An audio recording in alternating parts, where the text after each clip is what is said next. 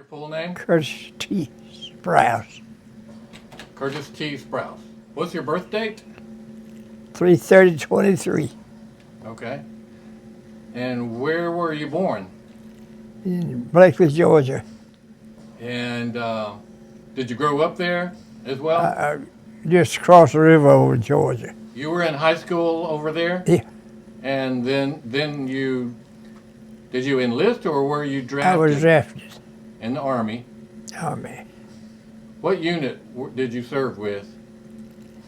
I served with Patton in France, Luxembourg, in Germany, Belgium, What division or infantry? infantry. You know what number? What? What number infantry you were in or regiment? I was in the 318th Infantry Regiment, 80th Division, and I was a platoon sergeant. Can you kind of walk me through when you got into the service and where'd you go? And Well, they drafted me, they sent me to Camp Robinson, Arkansas for basic training.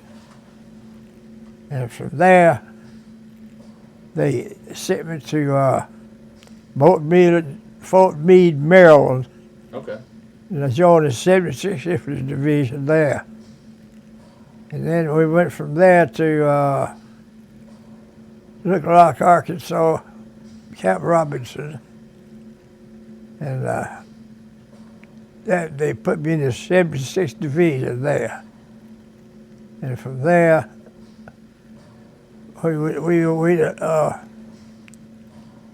let's see.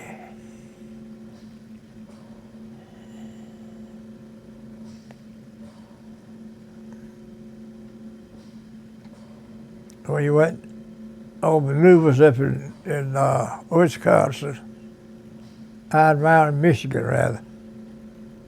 And when we come back to Little Rock, they burst through the circle and sent me to the infantry, to the 80th Infantry Division.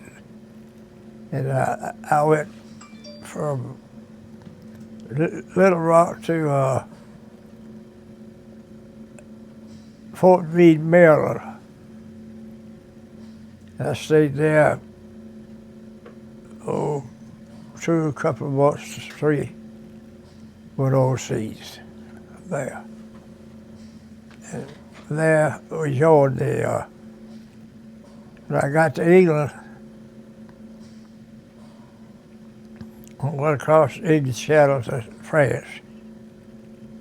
And that's where we joined Patton. And from there, we was in the 3rd Army, Patton's Army, and we went across northern France. And we got to the German border, was fixing to jump off into Germany, and that's when the Battle of the Bulge started. So they pulled us out of there and sent us to Luxembourg, Belgium. We got off the trucks, got in the infantry fight there. We went all the way up the left side of Luxembourg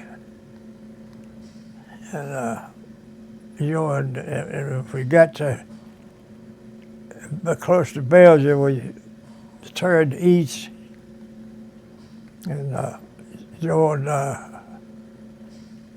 That's where we went into Luxembourg.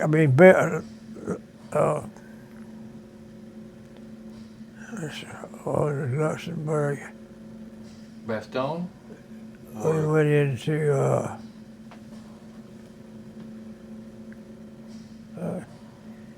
what's the name of that town in Luxembourg? I'm not sure. In other words, we broke the German lines that went into Luxembourg, Belgium. In Bastogne? Was it Bastogne? Bastogne. And Then we stayed there overnight. And then we went back down through Luxembourg all the way back down to Germany. Had to fight our way back there. How long Looked were after. you? Do you remember how long you were there in Luxembourg? Well, we left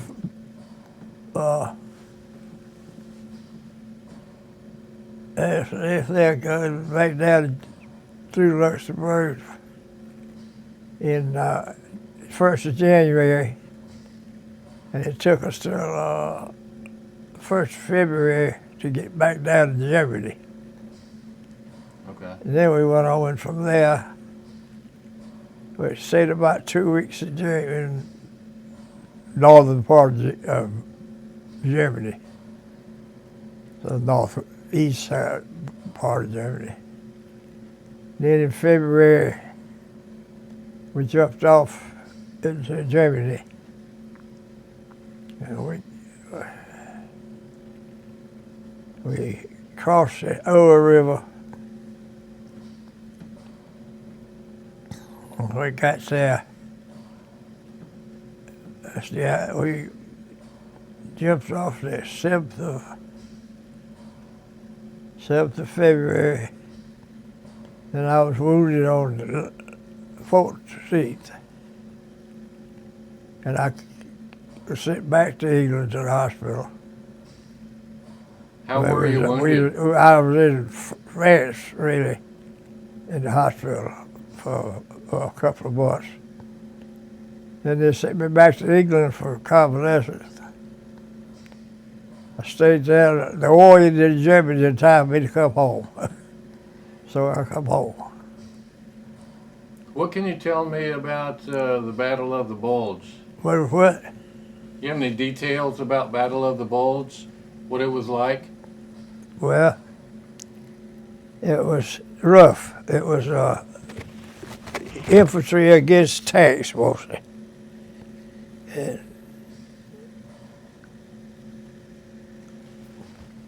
we a rifle against tanks and stuff like that, so it wasn't easy.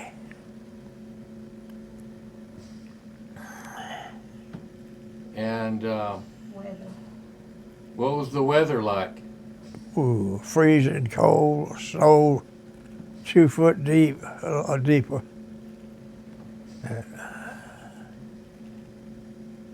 I understand you didn't have many supplies or things to wear or No, eat. we had very few supplies of any kind.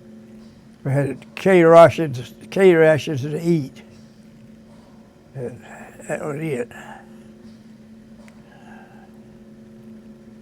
And when we finally got to Germany, we stayed there about 2 weeks, I think it was, before we jumped off into Germany. While we got supplies and replacements and stuff like that. Yeah. How were you wounded? What? Tell me about when you were wounded. What about being wounded? Yeah, what happened there? A shell exploded, hit me in the arm, and that was the end of my fighting. Third of the forearm was blown out. Okay. So that was a pretty. Do what? That was a pretty hard wound on your arm, Yeah, right? it's pretty rough.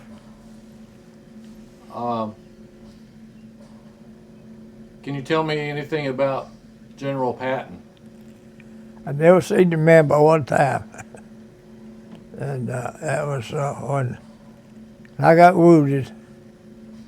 And I come back across the Ower River. He was waiting there with his tanks to get across into Germany. There wasn't any infantry over there. And we had to fight without any help from the tanks and stuff. And he was over there giving them engineers the devil to get a bridge across that river so they could get over there with them tanks. And that's the only time I ever see her. So it sounds like he lived up to his expectations, right? Oh yeah, he was good. He was the best commander we ever had. I don't care who, what they say.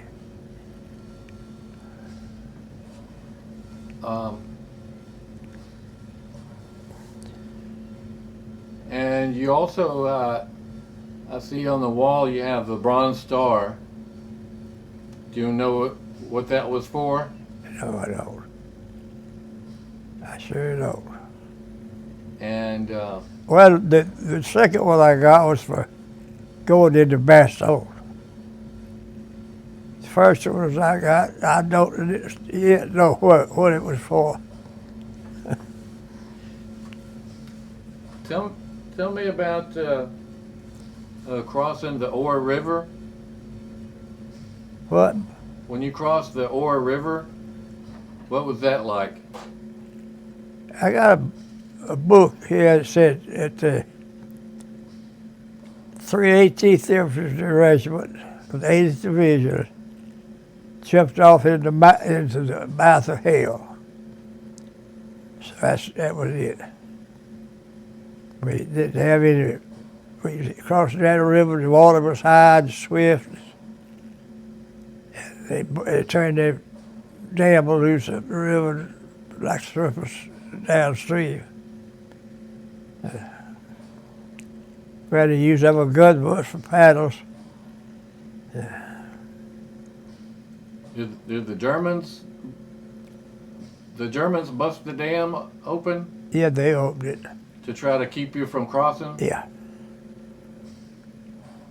Okay, I'm reading something about the Bronze Star. You were serving as a squad leader of the rifle company, attacking over open ground. The company was temporarily delayed by heavy fire. Sergeant Sprouse, observing a seriously wounded soldier to his front, with utter disregard for his own safety, left his sheltered position, crawled under ranking enemy fire to the wounded man, and administered vitally needed first aid. In crawling back to his own position, he himself was wounded in the arm by enemy fire. The bravery, initiative, and sincere devotion to duty displayed by Sergeant Sprouse exemplify the finest traditions of the armed forces of the United States. That was the first wound, and it wasn't serious, and then the second one he was telling you about was the bad one. Oh, so you were wounded Twice. by enemy fire that time, and then later by the shell exploding? Yeah. I was in Germany when that happened. Okay. I was sent back to France at hospital. They did surgery on the arm. And it stayed there about a month or two. Then they sent me to France. I mean, yeah. They sent me to England to recuperate. Whatever. Recuperate. When he first got there, they landed on Omaha Beach on the 6th day of the invasion. D-Day +6. And Okay. he said there were just dead bodies everywhere. Still. I don't know if you can pull some of that out.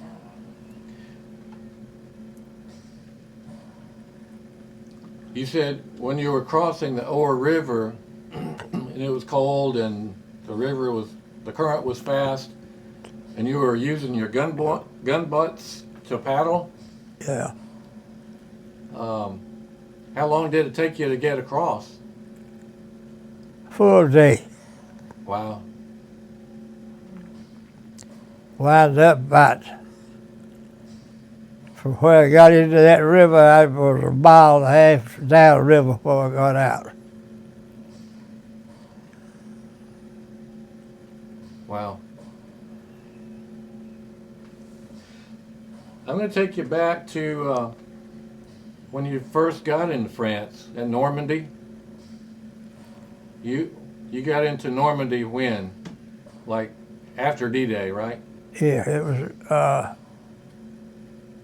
I forget the exact date, but it was about a week after Yeah. D-Day. Okay. I guess I know there was a lot of activity going on there. Yeah, oh yeah. There were still dead soldiers on the beach from the invasion when we got there. Hmm. What did you think when you saw all I of don't that? know. I didn't have time to think. You had too I much just to do. knew it was going to be the devil to get it out of there. You know, that's what I hear a lot from most all veterans. You just did what you were trained to do. Yeah. Stayed busy, worked hard, and got it done. Yeah. Took some time. Jill, I remember the other thing. Can you hear my voice on that? Okay. He made friends one time. They were real close. Mhm. And I don't know where they were, but Daddy, a lot of times, he couldn't keep a lieutenant because, you know, snipers would get him. And oftentimes he'd have to go back, get orders, and go on, you know. And that happened anyway, so they were resting somewhere, and his friend was leaning up against the tank. Daddy was sitting in front of him or something. And a sniper was about to shoot Daddy in the back of the head. And he reached down to pick up a pack of cigarettes, and the bullet got his best friend between the eyes. Mm. And he said he didn't make friends after that. They just took care of each other. And, you know, that was the other thing I was going to tell you about. And he also went behind enemy lines with a lieutenant and captured prisoners for interrogation. So, Gotcha. So I know as a squad leader, you had a lot of missions that you. I was a platoon sergeant. I wasn't a squad leader. Oh, a platoon sergeant. Well, you had a lot of missions, probably, maybe at night and other times to take care I of. didn't have. I was the head man for the lieutenant was the head of, and I was the second in command, you might say. Yeah. And I didn't do much night work. Okay. Can you tell me more about any of the guys you served with that were your buddies? But what now? Tell me about any of your buddies you served with. Well, that was the worst part of it, I guess, watching him getting killed. Yeah, I'm sure it was.